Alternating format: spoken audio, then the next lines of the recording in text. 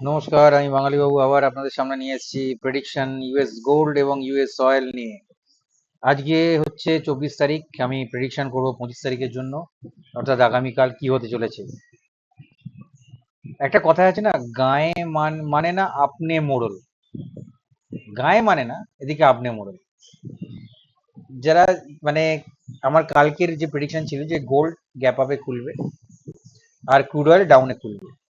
Crude oil ডাউনে খুলেছে ঠিক, কিন্তু গোল্ডটা গ্যাপ ডাউনে খুলেছে। তার কারণ সকালবেলায় ভোরবেলায় সিজ ফায়ারের ঘোষণা করে দিয়েছেন ট্রাম্প বাবু। গায়ে মানে না আপনি মোড়ল, সব ব্যাপারেই নাক গলাতে গেলে যেটা হয় আর কি। ভবিষ্যতে যেটা হবে আমার যেটা মনে হয় ব্যক্তিগত অভিজ্ঞতা, মানে ব্যক্তিগত চিন্তাধারা থেকে বলছি, সেটা হচ্ছে যে মানে কোনো দেশের কেউ, কোনো মন্ত্রীরাই এনাকে আর মানবেন না, এনাকে ছুঁড়ে ফেলে দেবেন। তার কারণ হচ্ছে, একে তো ওনার মাথার ঠিক নেই, কি করছেন না করছেন, কখন করছেন, কিভাবে করছেন, কেন করছেন, নিজেই জানেন না। হয়তো জানেন, কিন্তু কিভাবে সেটাকে ইমপ্লিমেন্ট করতে হয় জানেন না। যাই হোক, ওনার রাজনীতি কেরিয়ার ভালো হোক, সেটাই বড় কথা। ঠিক আছে, যাতে পৃথিবীর সমস্যার সমাধান হয় সেদিকে আমরা চেয়ে থাকবো। এবং আমরা অ্যাজ এ ট্রেডার আমাদেরও একটা ইচ্ছা বা আশা থাকে যে আমরা ঠিক মতো করে আমাদের প্রেডিকশন যেরকম থাকে সেরকম অনুযায়ী আমরা কাজ করব এবং সফলতা অর্জন করব। কিন্তু কারুর পাগলামির জন্য বা ভুলভাল সিদ্ধান্তের জন্য আমাদের প্রেডিকশন বা এতদিনের পড়াশোনা যেন নষ্ট না হয়, এটা আমার একান্ত ইচ্ছে। ঠিক আছে, যাই হোক, চলে আসি গোল্ডের উপরে। গোল্ডের আমার যা যা সাপোর্ট কাটা ছিল সেই সাপোর্টগুলোই থাকছে, সেখানেই ধাক্কা মেরেছে রীতিমতন করে। ধাক্কা মারতে মারতে গ্যাপ ডাউন খোলার পরে রেজিস্ট্যান্স গুলো যা আছে থাকুক, কেননা গোল্ড এখন উঠবে, উঠবে তো নিশ্চয়ই গোল্ড। এটা শর্ট টার্মের জন্য এটা বিয়ারিশ হয়েছে, গোল্ড উঠবে। ঠিক আছে, কয়েকদিনের জন্য হয়তো গোল্ড বিয়ারিশ থাকবে, কিন্তু আবার গোল্ডের কিন্তু ডিমান্ড বাড়বে। ঠিক আছে, এই যেমন ইরান আর ইসরায়েলের যুদ্ধ বন্ধ করে গিয়েছিল, কি লাভটা হলো? সেই তো ইরান স্ট্রাইক করলো, তারপরে ইসরায়েল স্ট্রাইক করতে আরম্ভ করে দিয়েছে। লাভটা কি হলো? উনি যে সকালবেলায় বলে দিলেন, এবং যাদের যাদের প্রেডিকশন ছিল তাদের যে ভুল প্রমাণিত হলো, তাহলে সেটার তো কিছু লাভ কিছু হলো না, তাই না? চলে আসি গোল্ডের 30 মিনিটের চার্ট আমার খোলা আছে। গোল্ডের রেজিস্ট্যান্স গুলো বলছি। কালকে একটা খুব ভাইটাল রেজিস্ট্যান্স আছে, সেটা হচ্ছে, আমি ওই জন্য এটাকে নীল কালার করে রেখেছি। আর একটু নামিয়ে নিয়ে আসি একটুখানি। 3361 এর ওপরে গেলে কিন্তু গোল্ড বুলিশ হয়ে যাবে, আবার গোল্ড বুলিশ হয়ে যাবে।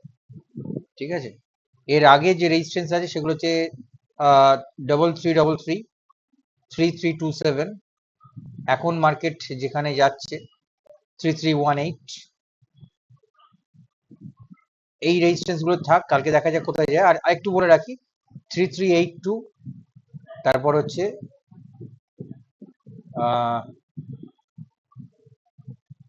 3390, এত অব্দি রেজিস্ট্যান্স থাক, কেননা যেতে পারাটা একটু ডিফিকাল্ট আছে। সাপোর্টে চলে আসি 3305, যদি ভাঙে তাহলে কিন্তু 3294 টেস্ট করবে, তারপর 3290 হবে। তারপরে কিন্তু চলে আসবে 3272-তে, সেটাও যদি ভাঙে তাহলে 3256-এ আসবে। তারপর 3245, তারপর 3235, তারপর 3229। এতখানি আসবে বলে মনে হয় না, কারণ গোল্ড কিন্তু আবার বুলিশ হয়ে যাবে। শর্ট টার্মের জন্য কিন্তু বিয়ারিশ, বারবার বলছি। কালকে এক্সপায়ারি আছে, প্রত্যেকে বলবো যারা ট্রেড নেন বা ট্রেড করেন, অবশ্যই পেপার ট্রেড এক্সপায়ারির দিনে পরেরটা নিয়ে কাজ করবেন, পরের এক্সপায়ারি নিয়ে কাজ করবেন, দুজনের নিয়ে কাজ করবেন না। এখানেও কিন্তু একটা মানি মেল্টিং এর ব্যাপার থেকে যায়। কমোডিটি সেকশন বলে মানি মেল্টিং হবে না, তা ভুল কথা। এখানেও কিন্তু হয় মানি মেল্টিং। কালকেরটা পরের মাসেরটাই করবেন, তাহলে সুবিধা হবে। আর অ্যাট দ্য মানি বা আহ, একটুখানি আউট অফ দ্য মানি, সামান্য আউট অফ দ্য মানিতে বা ইন দ্য মানিতে করার চেষ্টা করবেন, তাহলে বেনিফিটটা ভালো পাবেন। আর যদি মার্কেট রেঞ্জ বাউন্ড থাকেন তাহলে ট্রেড করবেন না, ট্রেড করবেন না, একদম ট্রেড করবেন না কালকের দিনটা যেই দিন। কারণ আজকেও গোলাগুলি চালাচালি হচ্ছে, বোম মারামারি হচ্ছে। ঠিক আছে, তারপর আজকে পাওয়েল বাবুর টেস্টিমনি ছিল, সেখানে বলা হয়েছে রেড কার্ড আপাতত করা হচ্ছে না, সেটাকে আনচেঞ্জ রেখে দিয়েছে, এটাকে ডিলে করা হচ্ছে, সেপ্টেম্বরের নাগাদ করা হবে, নয় জুলাই নয় সেপ্টেম্বরে, খুব সম্ভবত সেপ্টেম্বরই বলা হয়েছে। তাই এই ক্ষেত্রে কিন্তু মার্কেট একটুখানি ভোলাটাইল থাকবেই। আর আমার প্রেডিকশন অনুযায়ী আবার বলছি, আমি তো বিটিএসটির একটা প্রেডিকশন করি, আমার প্রেডিকশন অনুযায়ী কালকে গোল্ড গ্যাপ আপে খুলবে, এটা আমার নিজস্ব অ্যানালিসিসের মাধ্যমে বলছি, কালকে গোল্ড গ্যাপ আপে খুলবে, অল্প হলেও গ্যাপ আপে খুলবে। যদি না আবার যদি সেরকম কোনো রকম সংবাদ চলে আসে রাত্রিবেলার মধ্যে বা ভোরবেলায়, তাহলে গ্যাপ আপে খোলার সম্ভাবনাই বেশি। এবার চলে আসি ক্রুড। ক্রুডের রেজিস্ট্যান্স, ক্রুড তো আজকে গ্যাপ ডাউন খুলবে, আমি বলেছিলাম কালকে, ভালোই খুলেছে, ভালোই দিয়েছে ক্রুড, নো ডাউট। 5 মিনিটের চার্ট খোলা আছে আমার, আমি একটা একটা করে রেজিস্ট্যান্স বলছি। 5667, 5717, তারপরে 5775, তারপরে হচ্ছে 5810,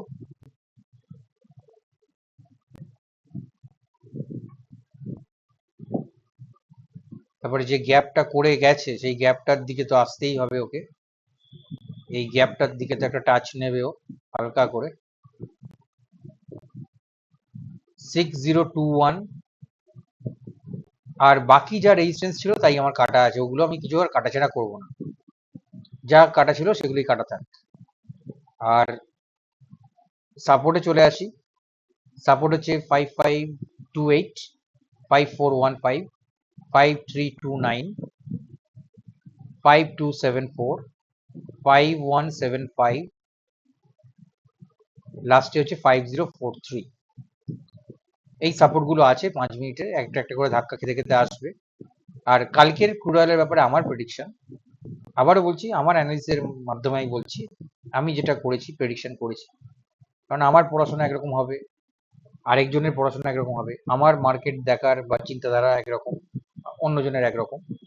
তো এখানে মতবিরোধ বা তাদের চিন্তা ভাবনার একটা বিরোধ থাকবেই, মতবিরোধ বলবো না, চিন্তা ভাবনার বা প্রেডিকশনের একটা বিরোধ থাকবেই বা বিভেদ থাকবে। কালকে কিন্তু ক্রুড অয়েল আমার মতে গ্যাপ ডাউনে খোলার কথা, কেননা আজকের যা পাওয়ালের টেস্টিমনি যে যা স্পিচ দেওয়া হয়েছে, তাতে গোল্ড বুলিশ আর ক্রুড বিয়ারিশ হওয়ার কথা। এখন দেখা যাক কালকে কি হয়, কালকে সবাই ট্রেড করুন। তবে আবারও বলছি, গোল্ডে কালকে এক্সপায়ারি আছে, দয়া করে কেউ কালকের এক্সপায়ারিতে নিয়ে কাজ করবেন না, পরের এক্সপায়ারি নিয়ে কাজ করবেন, মানি মেল্টিং সাংঘাতিক পরিমাণে হবে, ঠিক আছে।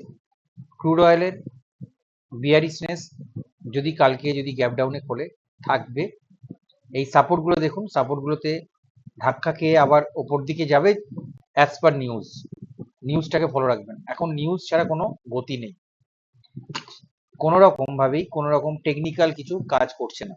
হ্যাঁ, সাপোর্ট রেজিস্ট্যান্স কাজ করছে, কিন্তু নিউজের ফ্লো যখন আসছে তখন কিন্তু সেগুলো ভেঙে দিচ্ছে, ঠিক আছে।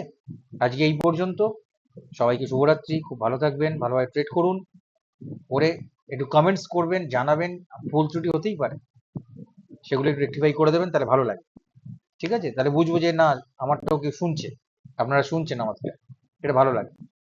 একটুখানি এই আশাটা রাখি আপনাদের কাছ থেকে, একটু রিপ্লাই করে দেবেন, যেটা আপনার মনে হবে রিপ্লাই করবেন, ঠিক আছে। শুভরাত্রি, সবাইকে ভালো থাকবেন।